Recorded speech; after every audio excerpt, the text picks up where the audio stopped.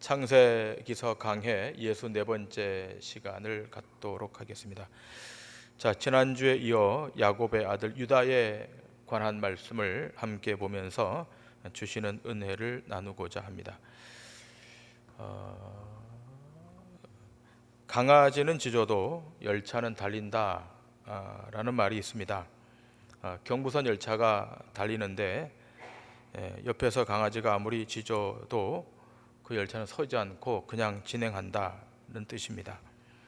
근좌에 기독교 사역에 대해서 비판하는 그런 여러 가지 세미나나 또 강의 때문에 기독교계가 항의를 하고 있고, 또 여러 목사님들이 설교 중에 또 그런 잘못을 주장하고 있습니다만, 아무리 그 복음에 대해서 비판을 하고 칼날을 세워도 하나님의 언약은 예정대로 실행될 것이고, 또 하나님의 뜻은 우리 역사 가운데 반드시 이루어지게 될 것입니다. 기억해야 할 것은 우리의 신앙과 생활의 근원이 바로 하나님의 말씀, 성경 말씀이라는 것입니다. 이 성경이 하나님의 계시임을 우리는 믿고 있습니다.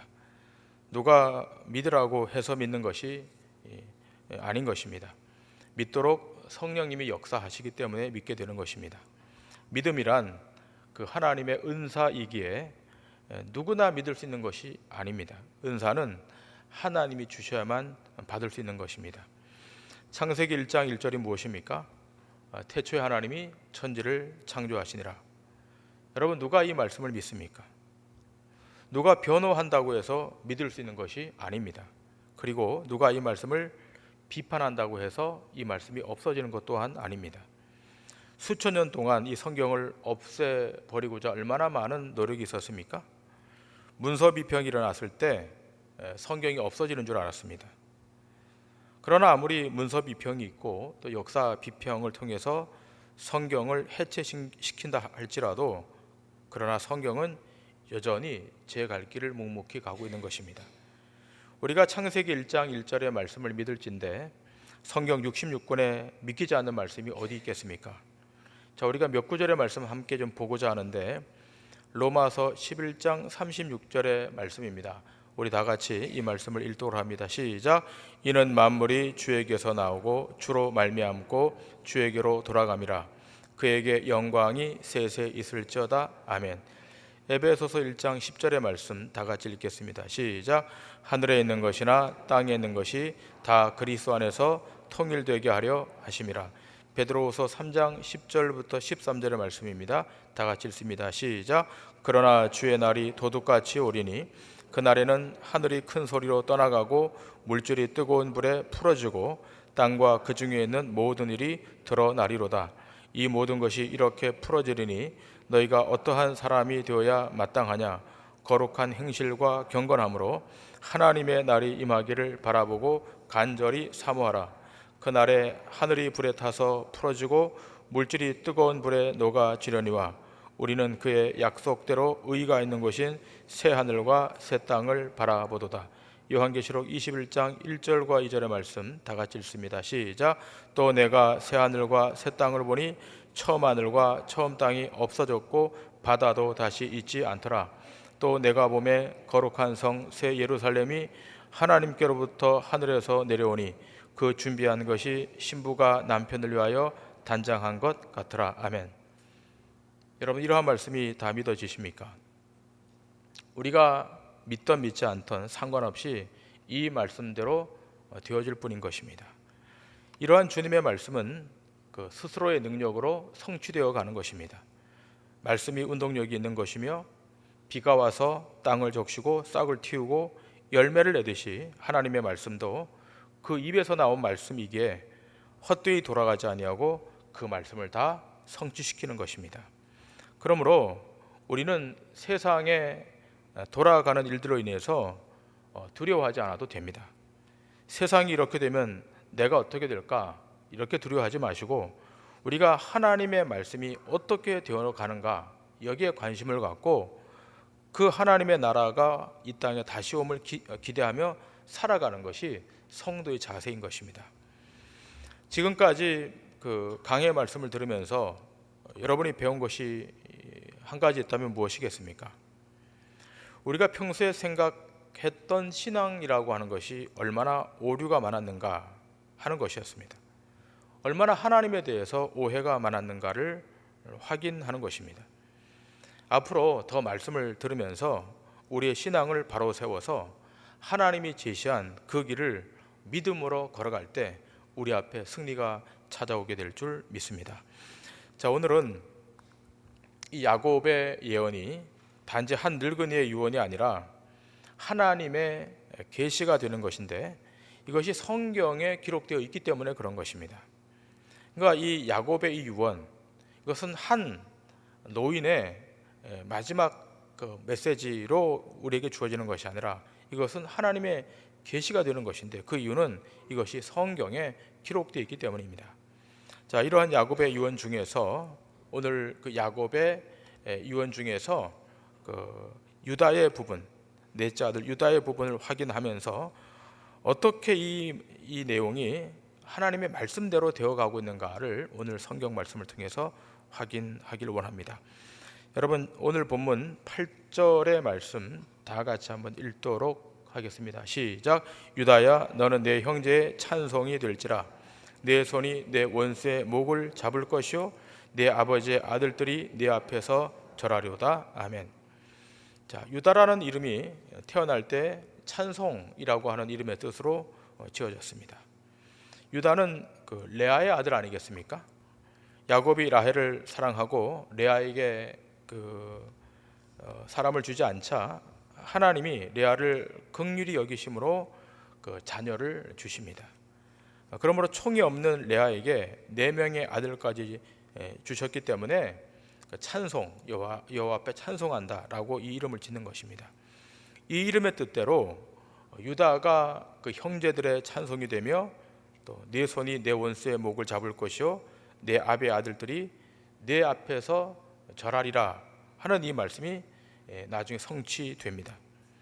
그런데 이 말씀이 누구에게서 궁극적으로 성취되는가 하면 그 왕조사 가운데 다윗 왕입니다. 다윗이 그 처음에는 형제들의 업신여김을 받지 않습니까? 그러나 그 하나님의 기름 부음을 받고 나서 결국 이것이 역전됩니다. 그래서 이스라엘의 왕으로 많은 형제들이 있었지만 다 물리치고 다윗이 왕으로 등극하게 될 때 그 형제들이 다 모여서 다윗 왕에게 찬양을 하게 되죠. 그래서 이 내용이 다윗 왕에게 와서 성취가 되는 거죠. 이러한 내용이 또 예언되고 성취되는 것이 요셉의 경우도 그와 비슷합니다. 요셉이 하나님의 계시를 바꿔서 그것 때문에 형제들로부터 미움을 받지 않습니까? 그래서 그 애굽에 팔려가게 되고, 그러나 긴 시간이 지나고 나서 나중에는 형들이 요셉 앞에 와서 무릎을 꿇고 절하게 되죠. 마찬가지로 오늘 이 본문에 등장하고 있는 유다가 요셉처럼 희생의 뜻을 담고 있는 그 사건이 창세기 기록되어 있습니다. 자신의 목숨을 베냐민을 대신해서 내놓았던 사건, 여러분 기억하시지 않습니까?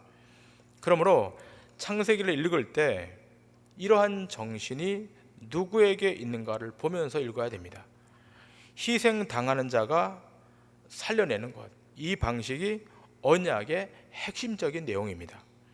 요셉이 그렇게 했고 다윗도 처음에 희생하는 모습으로 나타났고, 잘못한 것도 없이 도망다니는 신세로 다윗이 계속 도망을 다니자 하나님께서 그를 다시 세워서 하나님의 사람으로 세워주지 않습니까? 희생당하는 사람을 통해서 하나님은 하나님의 일을 이루는데, 문제는 무엇인가 하면 이렇게 희생당하는 자들을 사람들이 잘 몰라보고 우습게 여긴다고 하는 거예요. 이것은 메시아가 오는 사건에서도 등장하게 됩니다. 이사야서 53장 3절을 보면 어린 양의 구속자로 오시는 메시아, 근데 이분에 대해서 세상은 절대로 귀히 여기지 않았다라고 기록하고 있죠. 자, 이사야서 53장 3절의 말씀 우리 다 같이 읽도록 합니다. 시작. 그는 멸시를 받아 사람들에게 버림받았으며 간고를 많이 겪었으며 질고를 아는 자라. 마치 사람들이 그에게서 얼굴을 가리는 것 같이 멸시를 당하였고 우리도 그를 귀히 여기지 아니하였도다. 자, 어린 양의 구속자로 오시는 이 메시아에 대해서 어떻게 했다고 그러는 겁니까? 그가 멸시를 당했고 우리도 그를 귀히 여기지 아니했다. 메시아로 오신 분이 고난받는 종으로 멸시받는 모습으로 비참한 모습으로 오셨기에 사람들이 그를 귀히 여기지 아니했다. 미천하다고 생각했던 것입니다. 마치 요셉의 형제들이 요셉을 미워했던 것처럼, 또 다윗의 형들이 다윗을 미워했던 것처럼 그렇게 우습게 여겼다는 겁니다. 그러나 우리의 생각과는 달리 하나님은 이런 모습을 통해서 하나님 자신의 언약을 이루어 가시는 것입니다. 그렇게 하심으로만 하나님의 백성들을 하나님이 모으시는 것입니다. 자, 우리 다 같이 우리 9절의 말씀, 자, 우리 유다의 이 사건을 통해서 어떻게 하나님이 그 일을 이루어 가시는가를 이제 보도록 합니다. 9절의 말씀 다 같이 읽겠습니다. 시작. 유다는 사자 새끼로다. 내 아들아, 너는 움킨 것을 찢고 올라갔도다. 그가 엎드리고 웅크림이 숫사자 같고 암사자 같으니 누가 그를 범할 수 있으랴. 아멘. 자, 여기 유다를 사자라고 상징하고 있습니다. 사자 새끼, 숫사자, 암사자라고 말하죠. 자, 10절에 이렇게 기록되어 있습니다. 규가 유다를 떠나지 아니하며 통치자의 지팡이가 그 발사에서 떠나지 아니하기를 실로가 오시기까지 이르리니 그에게 모든 백성이 복종하리로다. 자, 이 규가 유다를 떠나지 아니하리라라고 합니다. 여러분, 규라고 하는 것은 왕의 지팡이죠.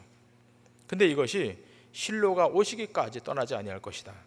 자, 그러면 사자, 규라고 하는 이 말이 어디에 나오는가를 우리가 민수기서 말씀을 통해서 다시 한번 확인하도록 합니다. 민수기서 24장 9절과 17절에 정확히 이 말이 등장하고 있는데, 꿇어 앉고 누움이 숫사자와 같고 암사자와도 같으니 일으킬 자 누구이랴. 너를 축복하는 자마다 복을 받을 것이요 너를 저주하는 자마다 저주를 받을지로다. 17절입니다. 내가 그를 보아도 이때의 일이 아니며 내가 그를 바라보아도 가까운 일이 아니로다. 한 별이 야곱에게서 나오며 한 규가 이스라엘에게서 일어나서 모압을 이쪽에서 저쪽까지 쳐서 무찌르고 또 셋의 자식들을 다 멸하리로다. 자, 이 민수기 24장에 사자와 규에 대한 내용이 여기 나오죠. 여러분, 이 민수기 24장의 이 말씀의 배경을 여러분 아시지 않습니까? 발락의 왕, 발락 왕이 발람을 불러서, 선지자 발람을 불러서 이스라엘을 좀 저주하라 그래요. 그 있을 수 없는 일이잖아요. 어떻게 왕이 선지자를 불러서 저주하라 그럽니까? 그러니까 발락 왕이 왕권을 가지고 그 선지자 발람을 불러서 저 이스라엘 좀 저주하도록 해라. 그래서 저주의 메시지를 여는데, 이 발람이 저주하려고만 하면, 그 입을 열면 하나님의 신이 임해서 도리어 축복의 말이 튀어나오는 거예요. 이상한 일이 벌어지는 겁니다.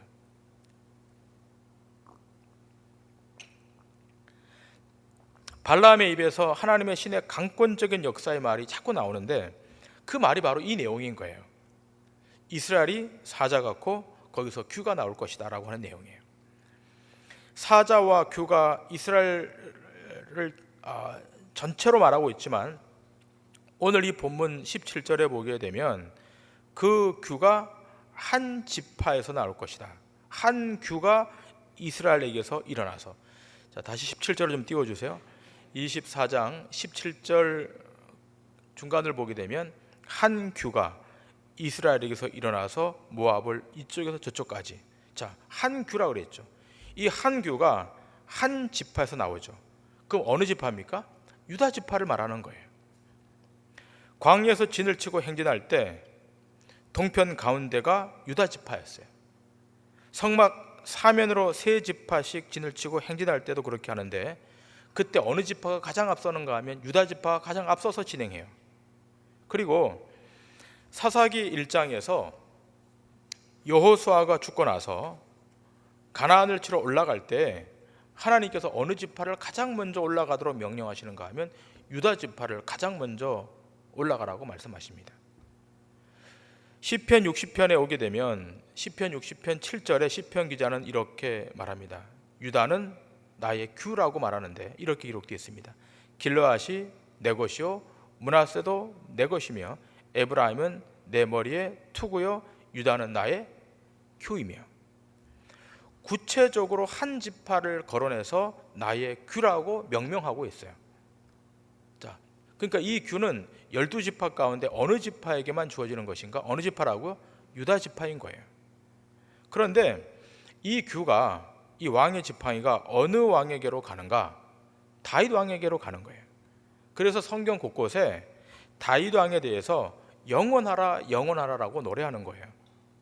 그런데 이러한 다윗의 왕위가 영원하라라고 말하면서도 이게 단절될 때가 있어요. 언제 단절되는가 하면 바벨론 포로 때 이 왕위가 잠시 끊어지게 돼요. 여기에 대해서 에스겔서 21장 26절부터 27절에 에스겔 선지자는 이렇게 기록을 하고 있습니다. 주 여호와께서 이같이 말씀하셨느니라. 관을 제거하며 왕관을 벗길지라. 그대로 두지 못하리니 낮은 자를 높이고 높은 자를 낮출 것이니라. 내가 엎드러뜨리려니와 이것도 다시 잊지 못하리라. 마땅히 얻을 자가 이르면 그에게 주리라. 중요한 내용이 여기 기록되어 있습니다. 뭐라 그러는가 하면 관을 벗기고 면류관을 제거하라 그래요. 왜 이렇게 하는가? 마땅히 얻을 자가 오기 때문에 그렇게 한다는 거예요. 그러니까 그 규가 유다 지파를 통해서 다윗에게 갔지만 다윗 왕으로부터 오는 그 후손들로 그것이 되는 것이 아니라 누가요?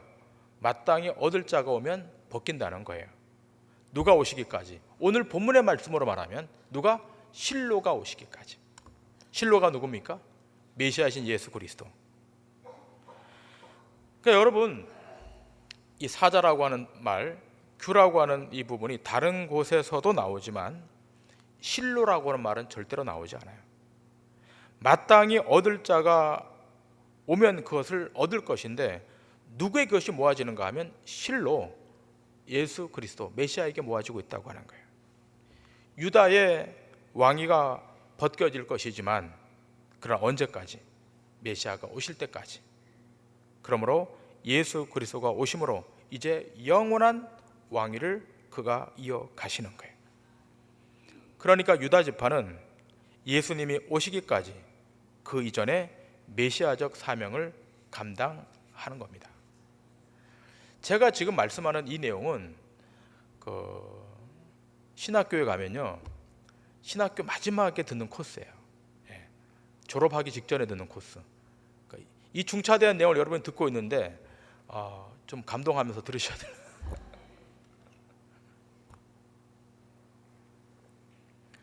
우리 교회에서만 들을 수 있는 거지 강릉시내 어느 교회 가서도 들을 수 없는 내용을 말씀하고 있는데 주무시면 안 됩니다. 그러니까 유다 지파는 그 메시아적 사명을 감당하는 것으로 끝나고 실로이신 예수 그리스도 메시아가 오심으로 영원한 왕권이 예수님에게로 이전되는 것이죠. 자, 한 걸음 더 나아가서 이 규 왕의 지팡이에 대해서 함께 다시 한번 생각하기를 원합니다. 히브리서 1장 8절과 시편 45편 6절 두 말씀인데요. 먼저 구약의 말씀인 그 시편 45편 6절의 말씀을 먼저 보고 신약의 말씀 히브리서 1장 8절의 말씀을 보도록 하겠습니다. 이 말씀을 서로 비교해 보면서 말씀을 보시면 더 잘 알 것이라고 생각합니다. 시편 45편 6절에 시편 기자가 시편 말씀을 띄워주세요. 시편 45편 6절. 시편 45편 6절의 말씀 다 같이 읽겠습니다. 시작. 하나님이여 주의 보좌는 영원하며 주의 나라의 규는 공평한 규이니이다. 자, 근데 이 말씀에 주의 나라의 규는 공평한 규입니다라고 기술하고 있는데 히브리서 기자는 이 말씀에 뭘 덧댑니다. 히브리서 1장 8절의 말씀 다 같이 읽도록 하겠습니다. 시작.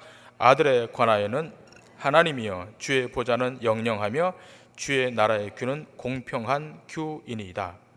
여기에 지금 이 규가 영원한 규이고 공평한 규인데 시편에서는 서술되지 않던 내용이 히브리서에 와서 덧붙여지는데 누구에 관하여는? 아들에 관하여는 이라고 하는 말이 덧붙여져요. 자, 우리는 이 말씀에서 이 규가 결국은 이 왕의 지팡이, 왕권이 누구에게로 귀착된다? 예수 그리스도에게 귀착된다는 것을 우리가 알게 되는 거예요. 자, 그 다음은 사자입니다. 요한계시록 5장 1절부터 10절의 말씀, 본문이 좀 길긴 하지만 여기 사자에 관한 내용이 나오는데요. 자, 제가 읽도록 하겠습니다. 내가 보매 보좌에 앉으신 이의 오른손에 두루마리가 있으니 안팎으로 쏟고 7인으로 봉하였더라. 또 보매 힘있는 천사가 큰 음성으로 외치기를 누가 그 두루마리를 펴며 그 인을 떼기에 합당하냐 하나 하늘 위에나 땅 위에나 땅 아래 능히 그 두루마리를 펴거나 보거나 할 자가 없더라. 그 두루마리를 펴거나 보거나 하기에 합당한 자가 보이지 아니하기로 내가 크게 울었더니 장로 중에 한 사람이 내게 말하되 울지 말라. 유다 지파의 사자 다윗의 뿌리가 이겼으니 그 두루마리와 그 7인을 떼시리라 하더라. 내가 또 보니 보좌와 네 생물과 장로들 사이에 한 어린 양이 서 있는데 일찍이 죽임을 당한 것 같더라. 그에게 7뿔과 7눈이 있으니 이 눈들은 온 땅에 보내심을 받은 하나님의 7영이더라. 그 어린 양이 나와서 보좌에 앉으신 이의 오른손에서 두루마리를 취하시니라. 그 두루마리를 취하심에 네 생물과 24 장로들이 그 어린 양 앞에 엎드려 각각 검은고와 향이 가득한 금 대접을 가졌으니 이 향은 성도들의 기도들이라. 그들이 새 노래를 불러 이르되 두루마리를 가지시고 그 인봉을 떼기에 합당하시도다. 일찍이 죽임을 당하사 각 족속과 방언과 백성과 나라 가운데에서 사람들을 피로 사서 하나님께 드리시고 그들로 우리 하나님 앞에서 나라와 제사장들을 삼으셨으니 그들이 땅에서 왕노릇 하리로다 하더라. 아멘. 자, 이 내용은 요한 사도가 묵시 중에 봤던 내용인데 요한 사도는 이 내용을 기록을 하면서 크게 울어요. 왜 웁니까? 보좌에 앉으신 분의 오른손에 인봉된 책이 있는데 이것을 하늘 위에서나 땅 위에서나 능히 펴거나 읽을 자가 없어서 요한 사도가 우는 거예요. 그러자 장로 중에 하나가 울지 말라고 하면서 어떤 메시지를 전달합니까? 유다 지파의 사자, 곧 다윗의 뿌리가 이겼다는 말씀을 전달하는 거예요. 여러분, 이 사자는 그 메신저가 아니라 라이온, 밀림의 사자를 말하는 것이죠. 오늘 이 본문 창세기 49장 9절에 등장하는 사자, 그 라이온이죠. 근데 중요한 것은 다윗의 가지나 열매가 아니라 다윗의 뿌리가 이겼다라고 이야기하는 거예요. 여기 중요한 내용이 있습니다. 다윗이 이겼다라고 그러면 좋을 텐데 다윗의 뿌리가 이겼다라고 명명하고 있는 거예요. 그러니까 다윗은 뭐냐? 다윗의 뿌리로부터 나온 하나의 열매에 불과한 거예요. 그러니까 다윗의 뿌리는 누가 되시는가 하면 예수 그리스도가 되시는 거예요.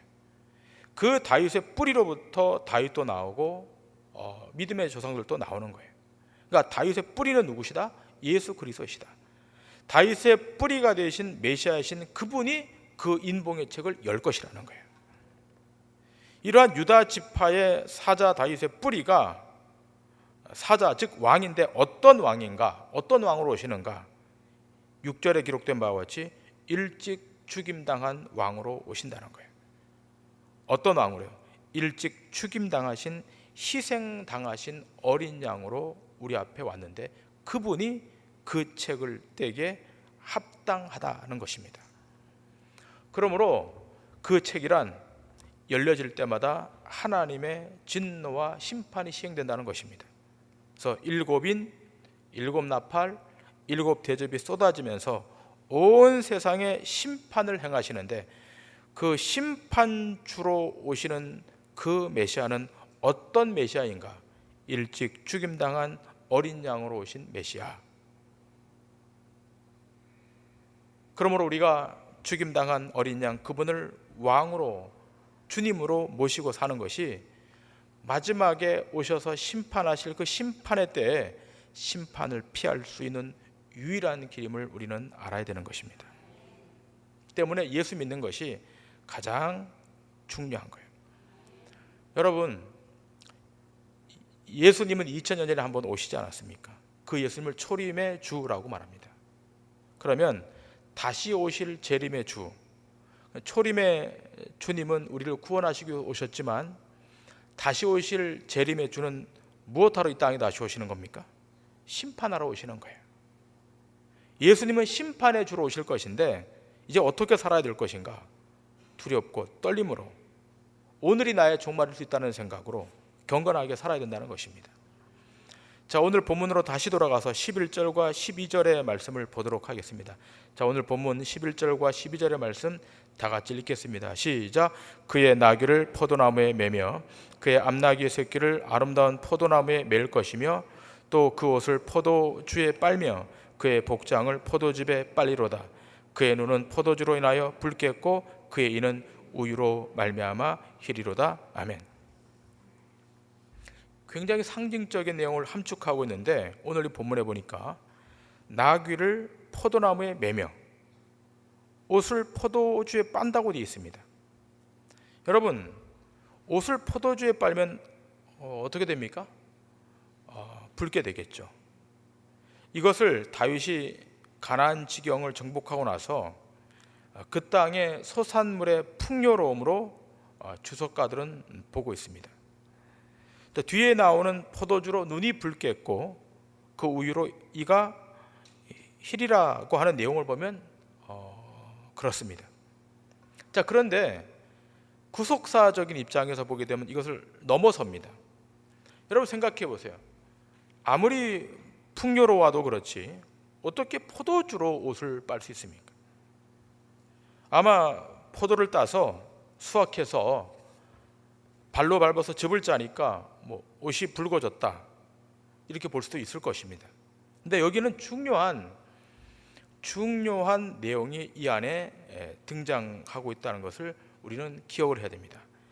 요한계시록 14장 17절부터 20절에 보게 되면 이제 여기에 맞닿아 있는 말씀들이 나오게 됩니다. 또 다른 천사가 하늘에 있는 성전에서 나오는데 역시 예리한 낫을 가졌더라.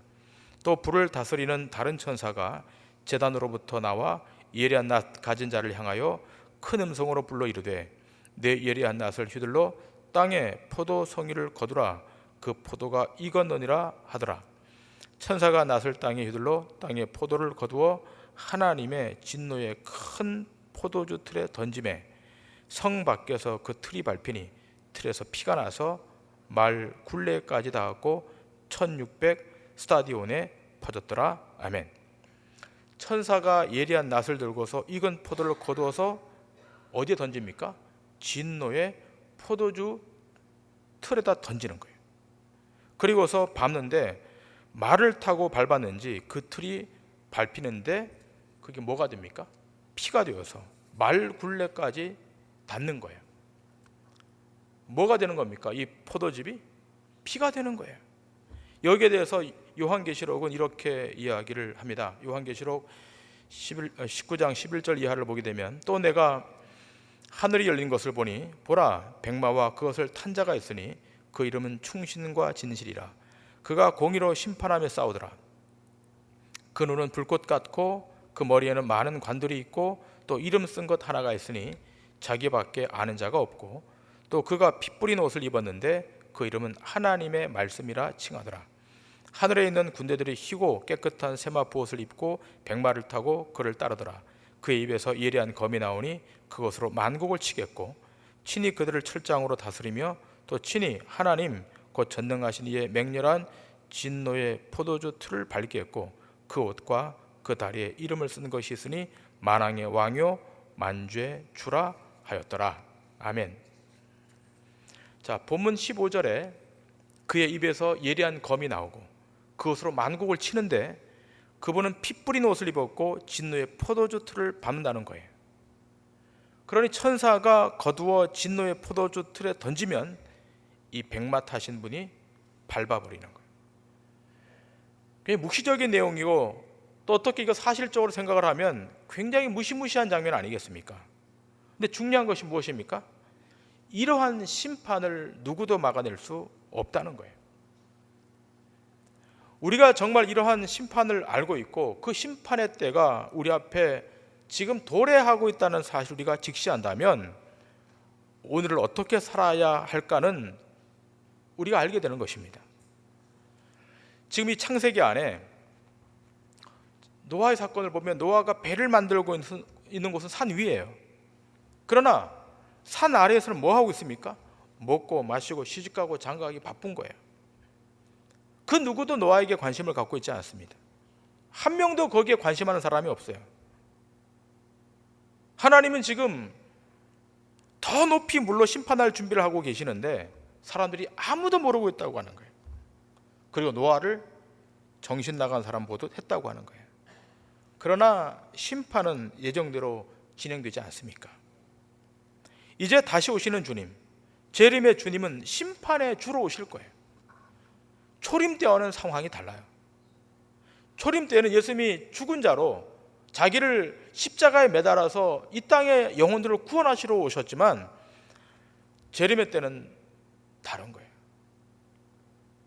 심판하러 오시는 거예요. 진노의 포도주를 던져버리고 심판하러 오신다는 거예요. 그러니까 우리 어떻게 살아야 하는가? 그러니까 세상에 좀 초연하며 살아야 되는 거예요. 세상의 일상사에 대해서 좀 초연하셔야 돼요. 여러분 힘들게 만드는 거 있잖아요. 슬프게 만드는 거 있잖아요. 여러분의 마음을 아프게 만드는 거 있잖아요. 거기에 일희일비하지 마시고 조금은 초연해지셔야 돼요. 왜죠? 심판이 오면 다 지나가기 때문에. 미워하고 시기하고 다투는 일들은 우스운 거예요. 이제는 그리스도의 긍휼과 사랑으로 서로 받아주며 참아주며 용서하며 내게 있는 기쁨을 나눠주고 주님 다시 오심을 강력히 기대하고 하루하루를 경건하고 두렵고 떨리는 마음으로 살아야 되는 거예요. 세상을 보세요. 사면을 보세요. 우리의 신앙을 다 꽝꽝 묶어 놓잖아요. 동서남북 사방을 보세요. 우리가 그렇게 대단한 사람들이 아닙니다.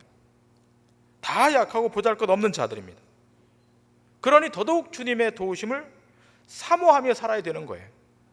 신자란 자신을 의지하지 않고 왕권을 쥐고 계시고 그 귀로 세상을 통치하시는 하나님의 의와 능력을 붙들고 살아가는 그 하나님의 의 앞에 순종하며 살아가는 자들이 신자인 것입니다.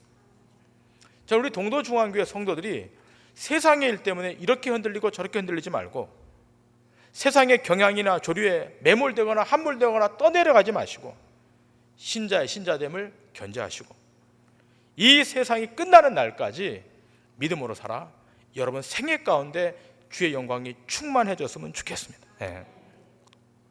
우리를 통해서 하나님의 영광이 나타나고 우리 교회 안에서 하나님 되심이 증거되고 누가 보더라도 동도중앙교회 가면 잃어버린 하나님의 영광이 복원되고 있다.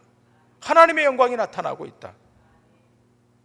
우리가 그러한 삶을 살아서 주의 뜻이 이제 실현되어야 되는데 그 뜻이 하늘에서 완성되었던 것처럼 동도중앙교회 안에 여러분의 삶 가운데 그대로 이루어지는 역사가 있기를 주님의 이름으로 간절히 축원합니다. 기도하시겠습니다.